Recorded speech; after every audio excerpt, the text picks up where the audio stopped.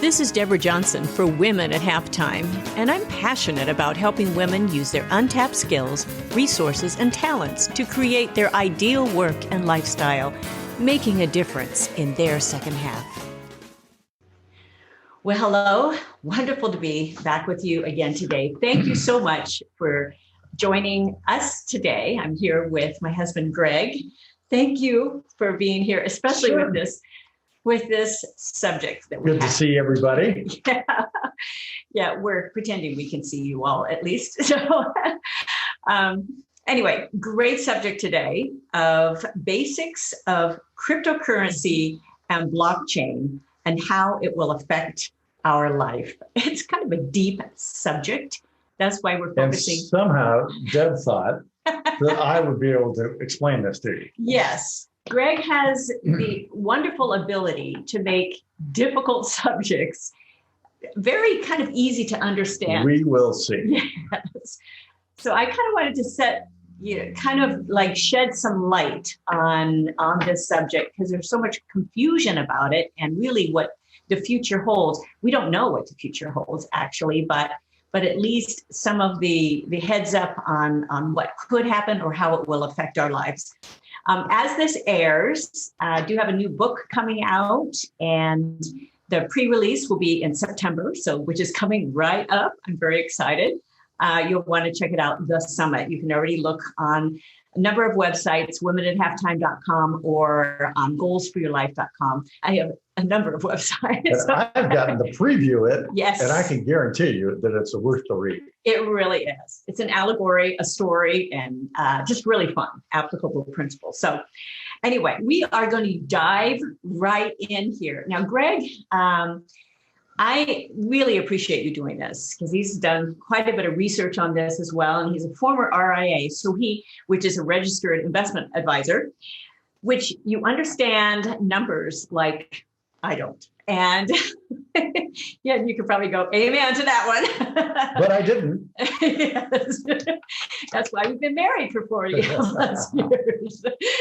So I'm going to kind of dive right in here with some of these questions. And you've done make sure you go to the article that's with this, because I'm going to give you a lot of sources and things that you are going to quote from. And so you can do some further research. I'm all about good sources and data.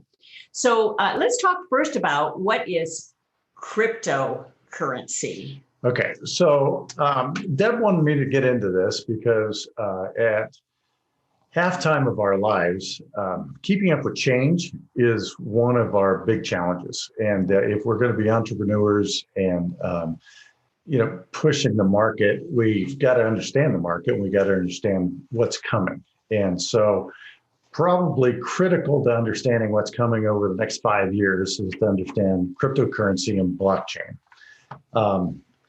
And I'll get more into some of the other amazing things that we'll be living through in the next 5 years.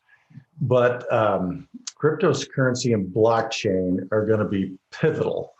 And I hope I can sort of explain it to you. So cryptocurrency, first of all, the word crypto comes from the word encrypted. And currency comes from the idea of a transaction. Generally, you use some sort of currency in order to make a transaction. That leads us to blockchain. So blockchain is a worldwide network of hundreds of thousands of highly operative servers that run 24/7 continually, and they maintain this network that's interconnected, and this interconnected network is called the blockchain. And what the blockchain does is it's a ledger that records permanently every transaction that happens on it. So if we have cryptocurrency, we have encrypted transactions that happen on the blockchain. Those encryptions make those transactions almost totally secure. Mm-hmm.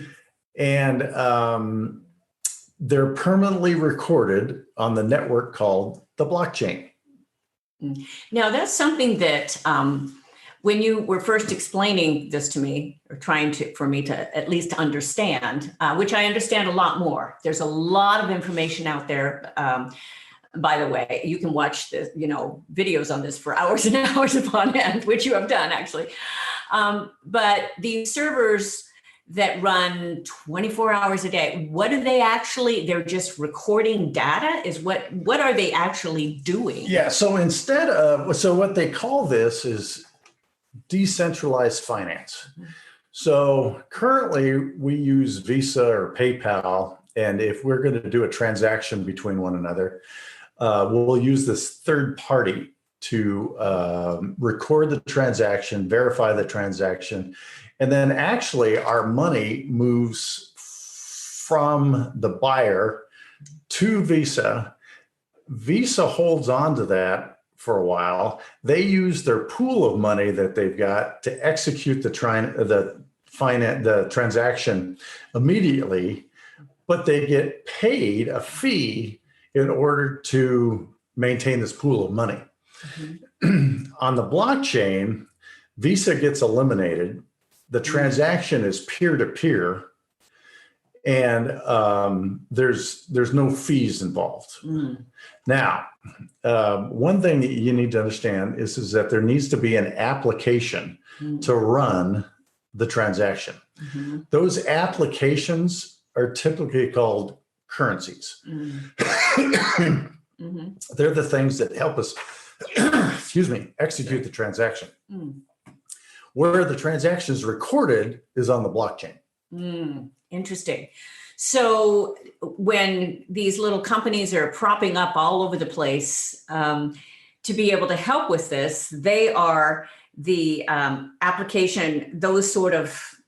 Yeah. It's like Apple's network or environment where you have all of these app creators using Apple code, and they're trying to solve a problem, something that they observe. Right. And so they create an app. Mm-hmm. In the blockchain world, that app is called a token or a currency. Ah, okay. And it is designed to solve a problem, some sort of transactional problem. The greatest the greatest source right now is called Ethereum. Okay. And Ethereum is kind of the Apple of blockchain. So all of the app writers are using Ethereum protocol in order to generate currencies. Okay. And something like 95% of all transactions that currently happen on blockchain happen through Ethereum. Good. And I'll put some of those sources in the article so they can look up that a little bit more. We're going to try to provide links, names, so that you can continue to study this. Yeah, because I think it's important at least to understand where it's going. Don't be afraid of it.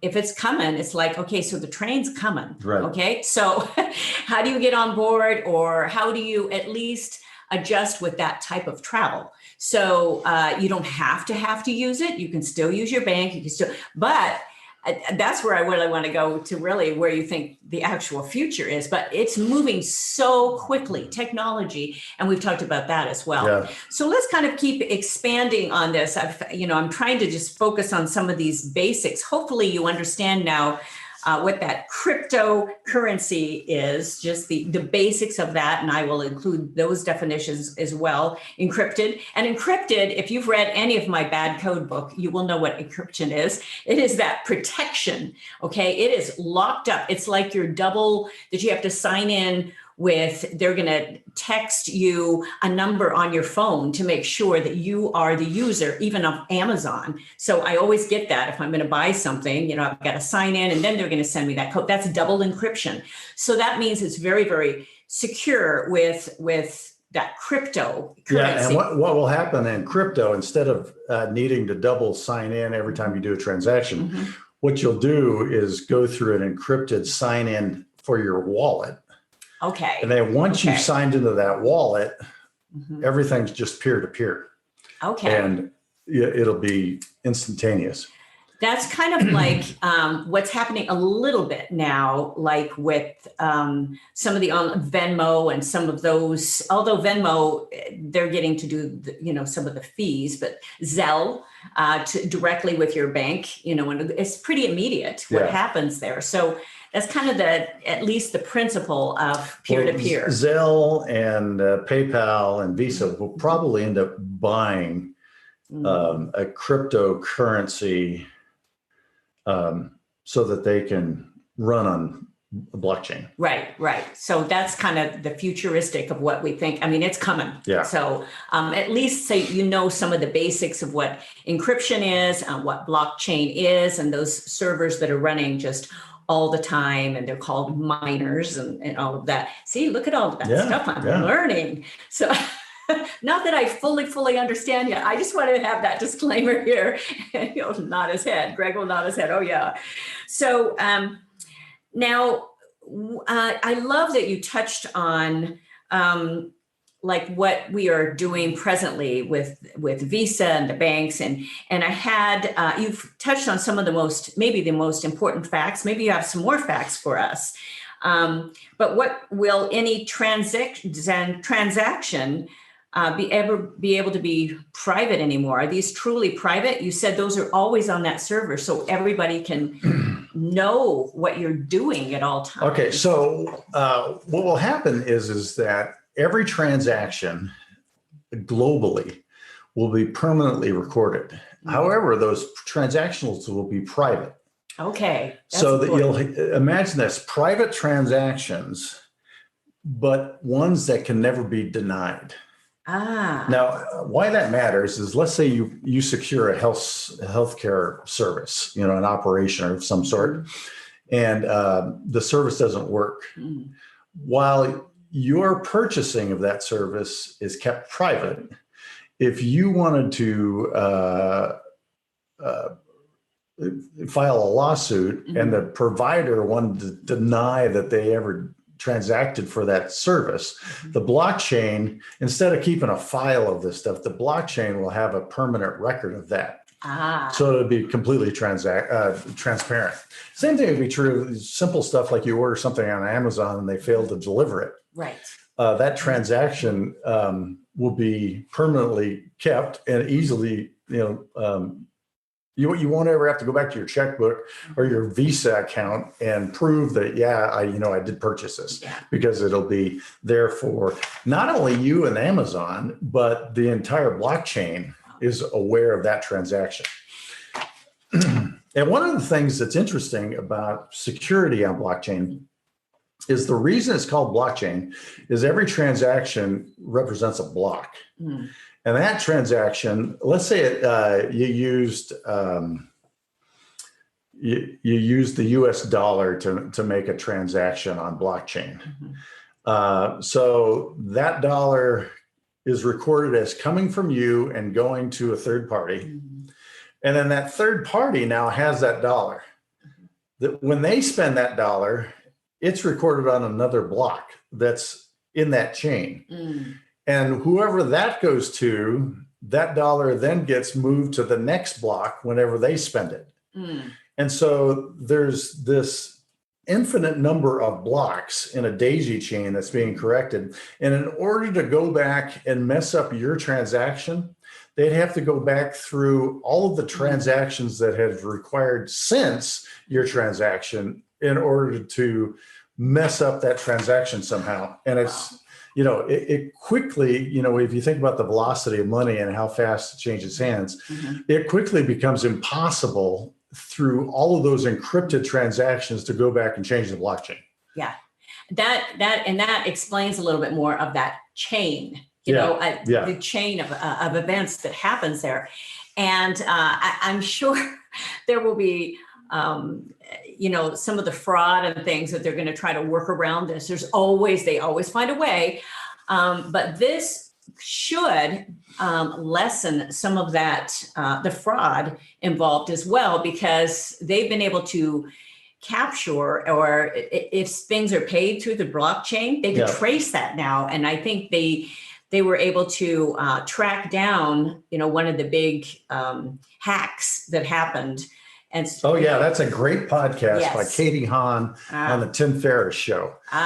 So if you want to look that one up, Katie Hahn was a former FBI prosecutor who got tasked with looking into something called the Silk Road embezzlement scheme. Mm-hmm. And she went in thinking that blockchain was a way to pirate money. And what she discovered was it was the most transparent system the world has ever created. And she became such a proponent of blockchain that she left the FBI and has joined the Coinbase board of directors. So that is a worthwhile podcast. Tim Ferriss and Katie Hahn, Haun. Yes. And I'll put the link in there. It was fascinating. Even for me, in fact, I looked up like the actual, the FBI, all of the, it was really interesting. It's all online of what the actual, prosecution was all about. And it's very thorough, kind of interesting, just interesting on how they were able to track this. Right. And you never know where you're going to totally end up when you have a passion for something. And and here you go. I'm sure she could never imagine that she would be in a different field like that. That's what halftime's all about, isn't it? Or mid-career. Many people at mid-career are, finding there's little areas that they love to pursue.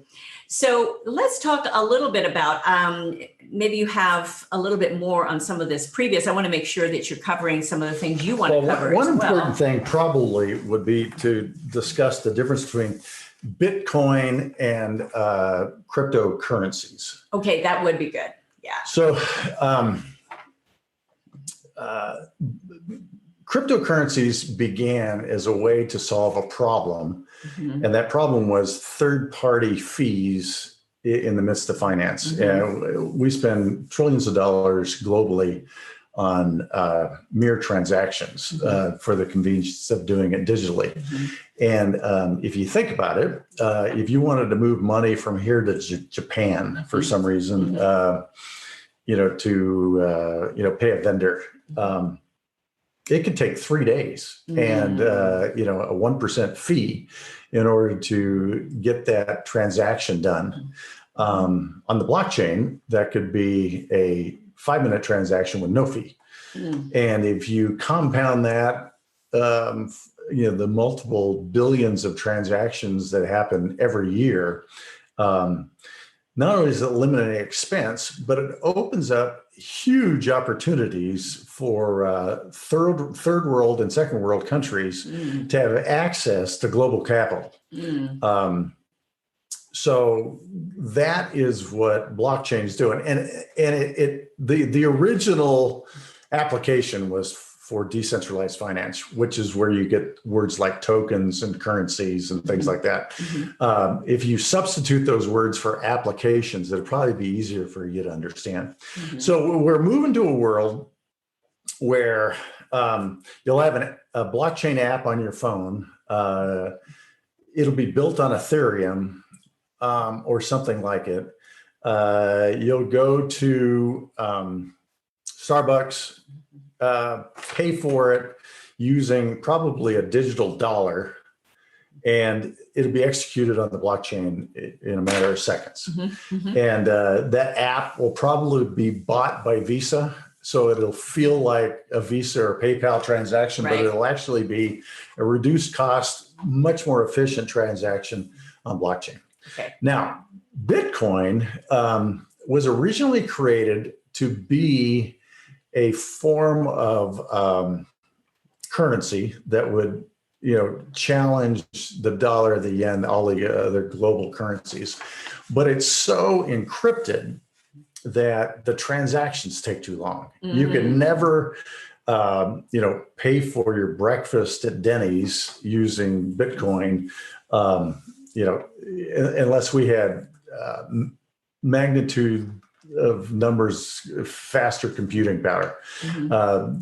If you were going to buy $1 million building and you didn't mind the 2-hour wait in order to get through a transaction with Bitcoin, maybe it still could work. But Bitcoin, the way it was created to be a safe store of value, primarily.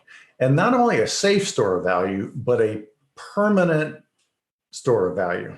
So something that's true about Bitcoin is there's only 21 million that will ever be created. So unlike currencies printed by our governments, whether in Europe or in Asia or here, that the currency keeps expanding, and every time it expands, the underlying value of the currency goes down. Bitcoin, on the other hand, stays stable. Now, it's going to feel like it's going up in value, and that's because the currency is going down relative to it. If there's only 121 million, it stays here. But as the currencies go down, it takes more of this currency to buy Bitcoin. So that ends up translating into an escalating price if you're using currency to buy it. So Bitcoin over the next 5 years will become the most pristine store of value on the planet.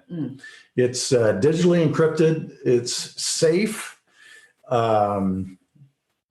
It is easily transportable, meaning if you try to take a suitcase of gold to Mexico, it'd be pretty hard to do. But you can keep your Bitcoin on a flash drive or on the cloud, where you can, your wallet is stored and it goes everywhere with you. So it's not only transportable, but it's secure. If you had $100,000 of gold stored in a safe at your house, that better be a pretty safe because it could be broken into. So it's pristine, it's portable, it's safe. Those are three great reasons why Bitcoin will become the store of value. And you can own just a tiny, tiny bit of it. Oh, yeah. It's divisible by 1 million. Yes. So even though one Bitcoin might cost 40,000 today, you could buy part of a Bitcoin for 40 cents. And the value is going to be directly related to how much currency gets printed over the next 5 years, and B, how volatile that money printing creates fear in people's minds. The more fear, the more people are going to want to buy Bitcoin. So you could see Bitcoin in 5 years be worth $1 million in today's dollars. Yes. Now, if we go from, I think we've got 18 trillion on the Fed balance sheet. If that goes from 18 trillion to 80 trillion, then you can only imagine what the price of Bitcoin might become. So now Bitcoin as a store of value is different than a cryptocurrency. Because a cryptocurrency, remember, is an application that allows us to move other transactions along the blockchain. And so, there's, I think, 5,000 cryptocurrencies, and they're all designed to do, one little thing, just like there's probably 5,000 Apple apps on the App Store, each designed to do something, and each work relatively better than another, So you got to figure all that out. The main cryptocurrency is Ethereum. Okay. I don't know if that's more confusing to people or less, but at least you are going to get familiar with some of the terms, and you can keep going. And that's what today is all about. You can be as in-depth as you want. So let me give you a few things to chew on. One, you can, there's a US dollar cryptocurrency, and the symbol is USDC. And you can actually even earn interest on holding those dollars. And you can learn more about that. Some people that I would look up on YouTube and listen to what they're saying about cryptocurrencies and Bitcoin specifically. First would be Eric Wade. of Stansberry Research. He's an investment analysis that specializes in cryptocurrencies. Okay. And Eric would tell you the two main things you need to own are Bitcoin and then Ethereum.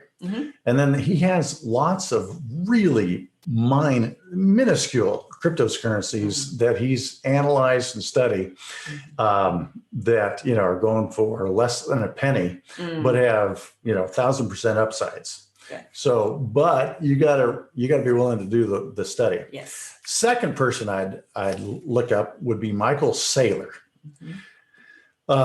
Michael Saylor's the founder and CEO of MicroStrategies, which is a traditional internet company, but he's probably one of the most eloquent spokespersons on behalf of Bitcoin as a store of value.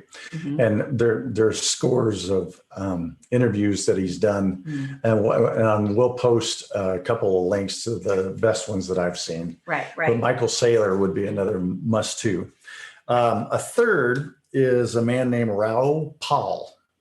So Raoul is Raoul, last name Pal. Okay. He's a former hedge fund manager that runs global macro strategies. And he's also related to a company called Real Vision, and that's a subscription service, but lots of his stuff is for free on YouTube. And he's got some great interviews with people that are into this space. He also has one called Exponentialism. Wow. This is a standalone hour and a half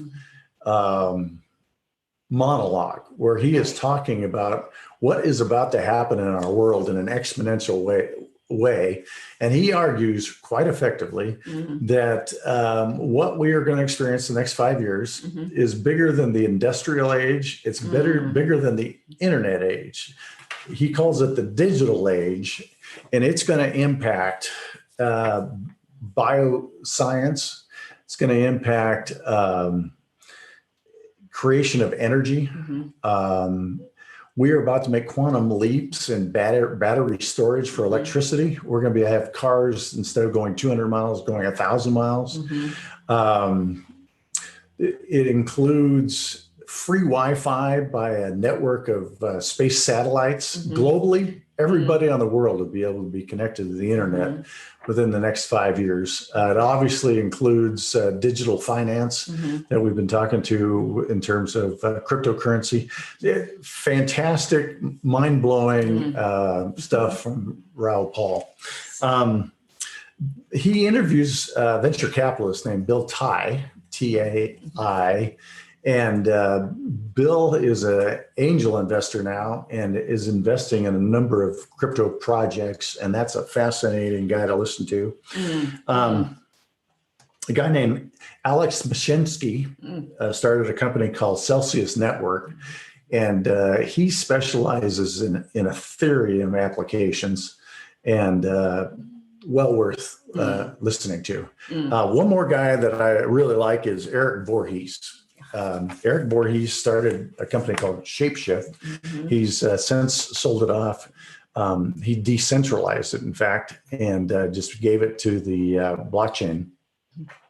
But he is a tremendous libertarian proponent of decentralized finance. And if you want to understand decentralized finance from a philosophical standpoint, Eric Voorhees is maybe 32, really articulate, has been in this since the beginning 10 years ago, and is worth to listen to. Oh, wow. Well, one last quick question, because hopefully everybody was able to follow a lot of this. You are going to have a lot of these notes again. I am taking good notes, actually, but make sure we have the links. And I'm all about good sources and data. Yeah. And so that's very, very important. But what's the future for the dollar? And we're going to kind of end on that little note. Or do we have even any prediction of what's going to happen with our U.S. dollar? Well, so the dollar is relative to all the other government currencies in the world. And right now, the dollar is the strongest currency in the world, even though we're printing trillions of dollars a year of new money. Everybody else is printing it faster relative to their own economies. Right. So the dollar probably will stay the dominant currency over the next 5 years. However, while it may become the world digital currency, all currencies are going to be held relative to Bitcoin. If you do a transaction, let's say for a car from Japan or maybe Germany, and you're going to use the world reserve currency, the dollar, how do you know what the dollar is worth compared to the German mark? Well, the gold standard is going to be the Bitcoin. Right. The Bitcoin is going to be how we measure what the dollar is worth in marks and what marks are worth in dollars. Bitcoin is going to be the referee that verifies value, and the trillions of transactions going on blockchain all of the time will keep a constant hand on the pulse of the dollar's value compared to all the other world currencies and all the other world currencies in comparison to the dollar. It'll all be revolving around Bitcoin. Wow. Well, we covered a lot today, but hopefully some of those basics of what cryptocurrency is and crypto encryption, what blockchain actually is, and even Bitcoin and Ethereum, lots of resources. I am so fascinated about that. I can hardly say that word, exponential, that actually we've talked about it, but I have not watched the complete thing. And I'm excited to do that. Just haven't had time to do that. But I'm excited about watching that because it's fascinating to see some of the research and how fast technology has come from like horse and buggy to car to all of those and now we're at, it's exploding. So, and especially with world currency. And if you follow any sort of biblical predictions and prophecies, there's a world currency predicted how many years ago. So just kind of interesting. We're kind of there. So anyway, thank you so much. He's done some good research on this as well, because I told him I want to do this. And so he wanted to really give you some great information. So I really appreciate it. I hope it helps and that it stimulates you into some good research. Yes, definitely. So thank you all so much. I do these because of you listeners and the people that now are watching the video. Fun. If you've not watched the video, you can see both of us now on camera. And so really fun to be able to do that because there's so much in being able to see what's going on as well.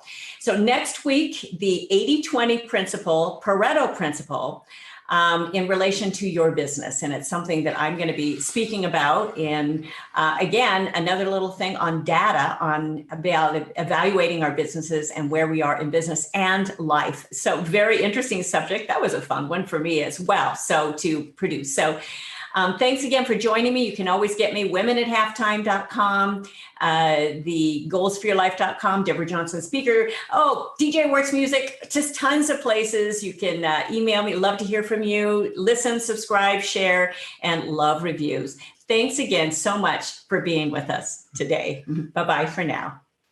Thank you for joining us on Women at Halftime. Visit goalsforyourlife.com or womenathalftime.com for many more resources, downloads, and programs, or to get in touch with me. I'd love it if you leave me a review and tell your friends. So until next time, this is Deborah Johnson, signing off.